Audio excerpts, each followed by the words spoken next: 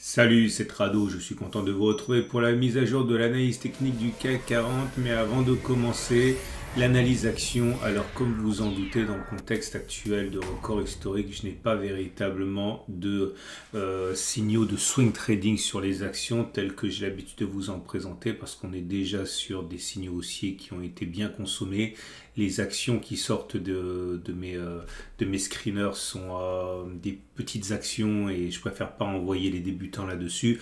Par contre, et c'est bien plus adapté à la situation actuelle, des signaux de trend following encore, puisque les trend following, eh bien, beaucoup de signaux apparaissent lorsque l'on inscrit des plus hauts historiques ou des plus hauts d'un an. C'est le cas encore aujourd'hui sur Air Liquide. Air Liquide qui, comme vous pouvez le voir, inscrit un plus haut de 52 semaines, hein, puisque en fait ça date pas d'aujourd'hui, ça date de vendredi, mais ça a été confirmé et une clôture sur les mêmes niveaux que vendredi, donc ça rend les choses quand même assez intéressantes à exploiter éventuellement. Alors attention, comme d'habitude, je vous rappelle que le trend following produit des signaux qui fonctionnent généralement, enfin non, pour ne pas dire toujours, moins souvent qu'il n'échoue. Autrement dit, ça échoue plus souvent que ça ne réussit, mais le gain vient du fait que lorsque l'on arrive à attraper des signaux qui permettent de surfer de longues vagues de hausse, eh bien cela compense le fait que l'on perde plus souvent que l'on ne gagne.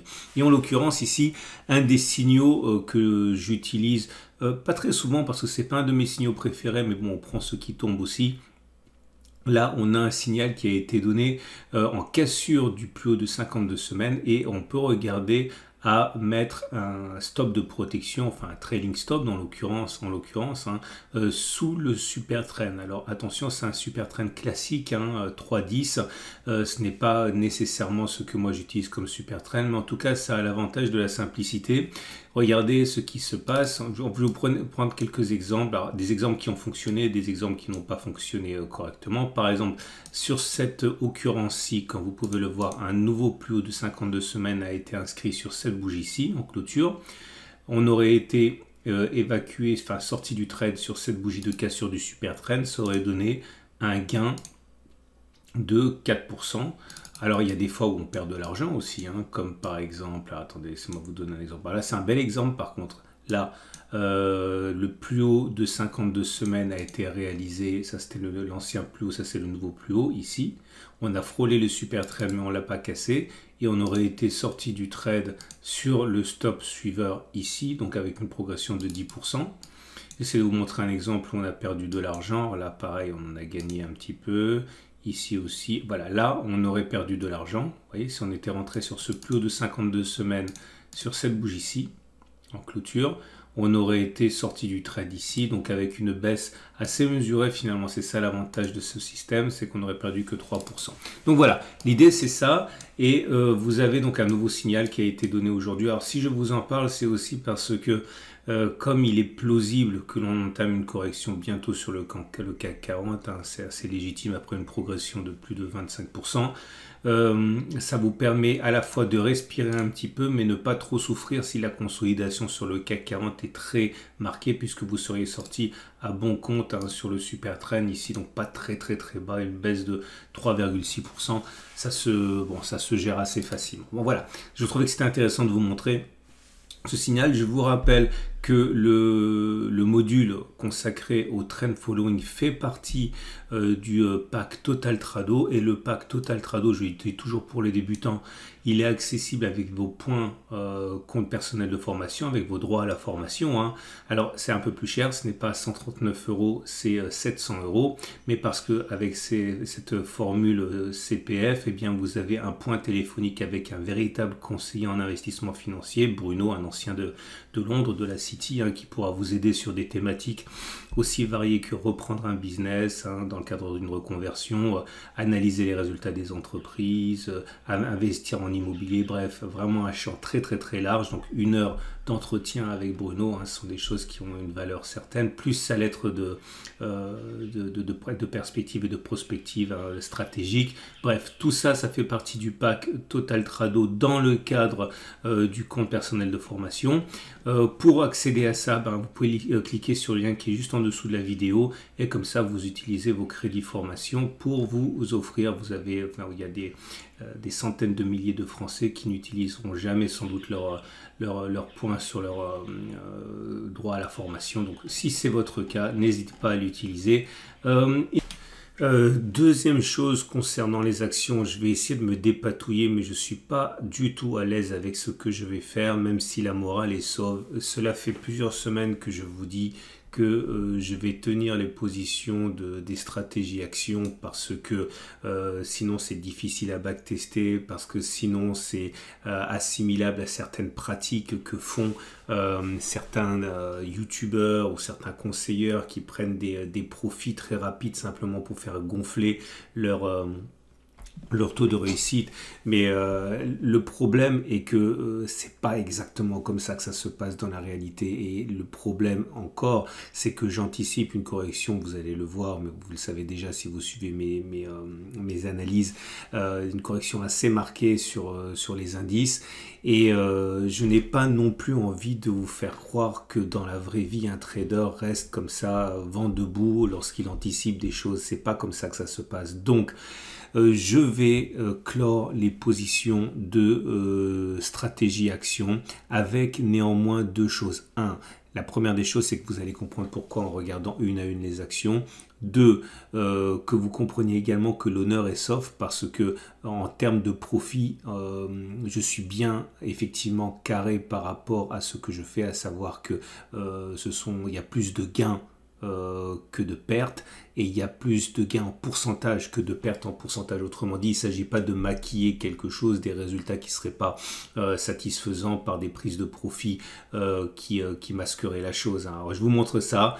Voilà, donc la première action c'était Altamira. Alors celle-là elle est clairement perdante, le stop loss n'a pas été rallié, mais on est très loin d'avoir fait 6,86 et on est beaucoup plus proche de moins 6,86. La deuxième action c'est OB qui est perdante. OB est perdante avec un score qui est là aussi plus proche de moins 14,92 que de plus 14,92, mais c'est à peu près à l'équilibre. La troisième action qui est perdante pour l'instant, c'est Bilindi. Bilindi qui est vraiment très proche de l'équilibre aussi. Et la dernière, c'est Sword Group qui est perdante. Donc c'est 4 actions qui sont perdantes pour l'instant, là aussi avec des chiffres qui sont quand même assez mineurs. Par rapport aux actions qui sont actuellement plutôt bien en phase avec le gain de la stratégie, notamment à Système, vous pouvez le voir à Système qui est en bonne tenue, et Eramet qui a encore pris 3,8% aujourd'hui. Bon, c'est pas fantastique, mais il est positif. Michelin qui est vraiment à deux doigts d'aller gagner son pari en allant chercher, je pensais qu'on allait le chercher aujourd'hui. Saint-Gobain qui est très bien également, non je me trompe, Saint-Gobain est positif mais médiocrement. C'est Somfy peut-être qui est bien orienté, oui, Somfy qui est pas très loin des 13%. STM qui est également bien orienté, très proche des 16,5%. Et pour terminer, Wavestone qui est également bien, je crois de mémoire, oui, mais enfin bon, on n'est pas très haut. Alors je sais pas, j'ai l'impression de me dépatouiller ici parce que j'aime pas me raviser, mais comme vous pouvez le voir, il s'agit là nullement d'une stratégie pour masquer des paris qui sont perdants. Encore une fois, je m'en tiens à l'objectif qui est de gagner plus souvent que je ne perds, et d'avoir un ratio gain-risque au moins supérieur à 1. Là, vous voyez bien qu'il y a 7 actions close gagnantes pour 4 actions close perdantes, et les gains sont beaucoup plus importants que les pertes. Donc voilà, dans la vraie vie, c'est comme ça que je m'y prendrai, et adopter une posture sous prétexte de vouloir être rigoriste, ça me semble pas non plus très judicieux. Donc je vais faire le bilan de ces actions dans le prochain bilan de samedi, mais sachez que personnellement je vais clore toutes les stratégies de swing trading.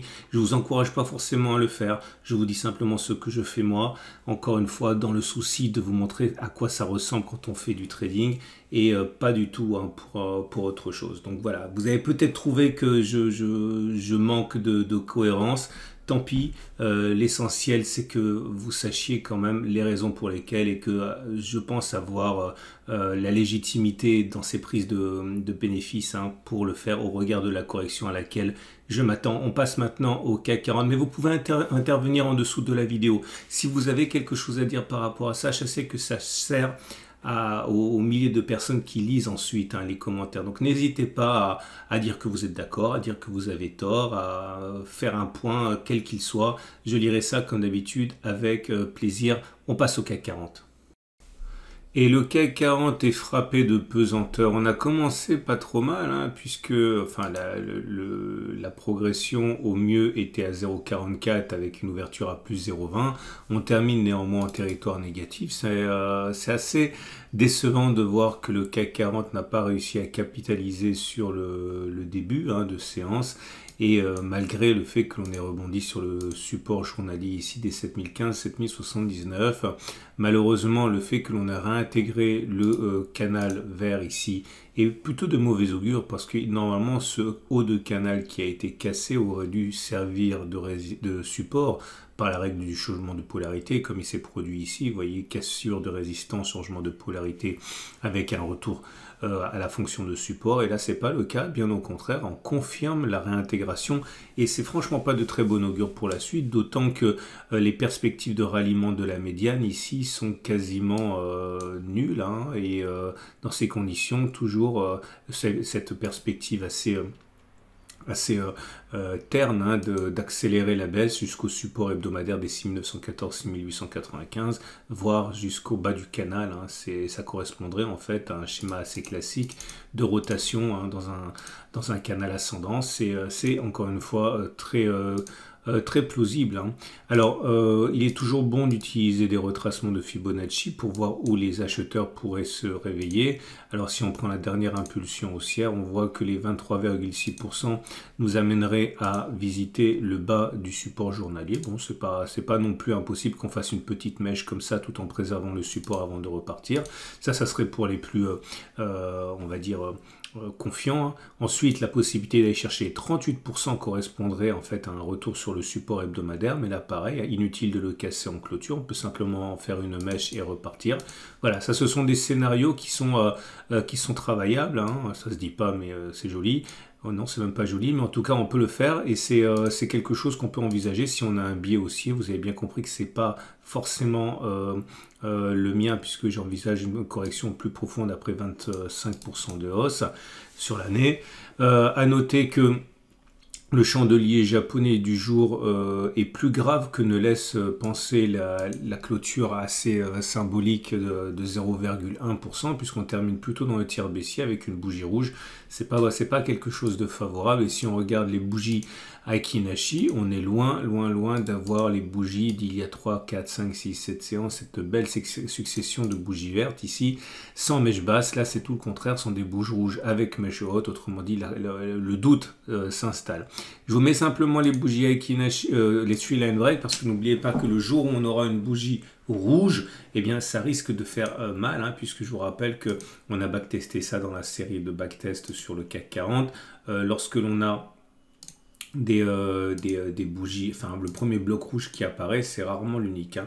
Regardez la séquence qui est eu là. À partir du moment où on a inscrit le premier bloc rouge, on a perdu plus de 5% ici. Et on a perdu, enfin c'est pire que ça puisqu'il y a les mèches dont on ne tient pas compte ici, 4% là, donc vous avouerez, attention, ça ne fonctionne pas à tous les coups, hein, c'est pas la peine de vous précipiter non plus, hein.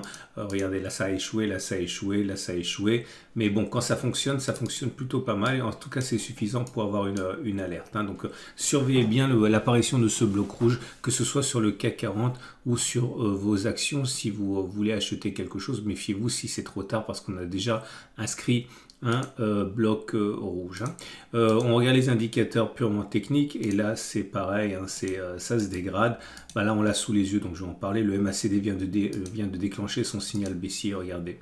Ça se joue pas grand chose mais on est bien avec le MACD qui est sous son signal, ça se voit à l'histogramme ici. Attention, ça a été backtesté. Alors c'est toujours pareil, hein, on est en tendance sur l'unité de temps supérieure, la tendance hebdomadaire, on est haussier. Donc c'est pas comme si on avait des signaux baissiers en tendance baissière.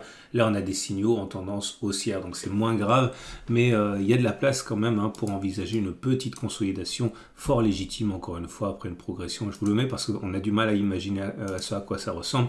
Mais depuis le 1er janvier, le CAC 40 a pris, vous le voyez ici, 28%. Où j'étais très loin avec mes 25%, 28%. Alors attention, on en reparlera, c'est pas exceptionnel. Regardez, 27, 24, 30, 31, 51, 24. Donc 27, on est plutôt évidemment dans une... Là, c'était 27, c'était il y a 2 ans, vous voyez. Et on a une période de consolidation l'année suivante, et puis c'est reparti de plus belle cette année. Donc attention, je ne suis pas en train de vous dire que c'est surévalué et qu'on va s'effondrer, et que c'est la période d'un grand hiver... sur les marchés boursiers, regardez ici, on peut très bien envisager d'avoir une sorte de folie telle que l'on a connue en 1990 avec 30%, enfin 24%, parce que là l'année n'est pas terminée, on peut très bien terminer à 22, 23 et enchaîner derrière 30, 31, 51, ça c'est déjà passé. Donc attention aux conclusions trop hâtives. En tout cas, pour l'instant, on remarquera que c'est une progression qui est forte et du coup une consolidation semble bien légitime. La moyenne mobile à 7 jours à présent. Alors j'avais signalé qu'il y avait un signal baissier qui avait eu lieu, c'était vendredi avec le SAR qui avait croisé son signal à la baisse, il a cassé le SAR et vous voyez, on a un deuxième point rouge. Je vous rappelle que statistiquement on a déjà backtesté qu'il est rare de ne pas clôturer plus bas que les plus bas de la bougie de cassure, clairement en dessous de 7064. Encore une fois, je me répète, je suis désolé, mais parce que j'y tiens, ça a été backtesté. À noter que la moyenne mobile à 7 jours est toujours ascendante. Donc la tendance immédiate n'est pas baissière, mais les cours sont en dessous. Donc la tendance immédiate, elle est neutre. La moyenne mobile à 20 périodes, elle est toujours ascendante. Donc la tendance générale est haussière. La tendance de fond est haussière avec la M50 qui monte. Évidemment, la tendance de long terme n'est pas affectée pour l'instant avec une moyenne mobile à 200 qui monte aussi. Les bandes de Bollinger, alors on commence à se resserrer à présent, depuis lundi. Ça voudrait dire que si on continue dans cette veine-là, eh bien on sera en tendance neutre. Et on va donc terminer avec... Alors le super trend, c'est toujours important d'avoir le super trend parce que quand il est cassé à la baisse, lui aussi, c'est pas pour rien. Donc pour l'instant, il n'est pas menacé, mais il est en bas de la zone de support. Regardez pour terminer l'Ishimoku qui est naturellement toujours haussier. Maintenant, vous savez que la séance de jeudi, c'était la Tenkan qui avait préservé les cours. Ici, c'est encore la Tenkan qui préserve les cours. La Tenkan est achetée par les traders Ishimoku, mais pas autant que la Kijun. Et donc, c'est sur la Kijun que surtout les traders vont se manifester s'ils utilisent l'Ishimoku. Pour l'instant, la tendance de fond est haussière, la tendance générale est haussière, et la tendance immédiate est neutre, puisque maintenant la Tenkan navigue à plat comme ça. On va terminer comme il se doit par les trades du jour. Alors, c'est assez facile si vous avez suivi les précédents épisodes. On a deux solutions toujours. Si vous pensez que la hausse est maintenant imminente, eh bien vous pouvez tout à fait envisager d'acheter lorsqu'on viendra solliciter le support journalier ici. C'est le support des 7015, 7079. Le stop loss, le stop de protection pouvant être mis en dessous de la zone orange, pouvez vous aider de la TR notamment. Regardez, j'ai fait d'une part j'ai un tutoriel sur la TR sur le site de la Trado Academy, mais regardez également, il y a plein d'exemples dans la vidéo, je vais la mettre à la fin de cette vidéo aussi, sur la préparation de la semaine de trading sur indice et sur euro-dollar. Je donne des cas pratiques d'utilisation de la TR, donc sous la zone orange. Maintenant on peut rentrer une fois ici, une fois là si vous pensez qu'on va y aller, notamment chercher les 38,2%, le stop loss devant être mis en dessous de la zone grise en cédant par exemple de la TR. Si vous êtes plutôt baissier, je pense que ce que vous avez intérêt à faire maintenant, c'est de prendre une position baissière avec un stop de protection au-dessus des précédents sommets, avec le danger que vous êtes clairement 1 à contre-courant et 2 sur un support journalier, donc c'est forcément plus dangereux. À titre personnel, vous le savez, j'ai pris ma position baissière, c'était à 7151 précisément, c'était sur la séance du mercredi 17 novembre. J'ai pas renforcé, moi j'ai prévu de renforcer plus haut. Je le dis encore et encore et je m'en excuse, il ne s'agit pas de moyenner à la baisse, il s'agit de lisser. Ok, moi j'ai pas rentré 1% de mon capital, j'ai pas risqué 1% de mon capital ici, 1% et 1%. Je risque en tout 1%, je risque 0,33% de mon capital en étant rentré ici, je rentrerai encore ici, encore là, si bien que si ça se passe mal, j'aurais perdu 1% de mon capital, je ne moyenne pas à la baisse, je lisse mon entrée, c'est complètement différent. Et vous avez compris, de toute manière, hein, le problème c'est que j'ai pas de backtest en ma faveur ici. Quoique j'aurais pu backtester le MACD maintenant que j'y pense, mais enfin moi j'ai déjà fait un long cycle de backtest sur le CAC 40. En tout cas, voilà les différentes solutions. Je pense qu'il est opportun de rentrer en plusieurs fois. Je vous rappelle que mon objectif est d'aller chercher un contact avec le bas du canal vert, si ma mémoire est bonne. Mais j'ai tellement de trades que faudrait que je vérifie. Mais regardez mes précédentes vidéos, mais c'est je crois, l'objectif. Je confirmerai demain. Ok. Allez, je vous souhaite une excellente journée. Je vous invite encore une fois à considérer de vous procurer le pack, le Total Trado avec les points que vous auriez éventuellement sur votre compte de formation. Je vous rappelle encore une fois que vous n'avez pas à mettre au courant votre employeur. Ce sont vos points, ce ne sont pas les points de votre employeur. Et vous avez le lien juste en dessous de la vidéo si vous voulez vous renseigner et en savoir davantage sur ça. Je vous dis à demain pour la mise à jour.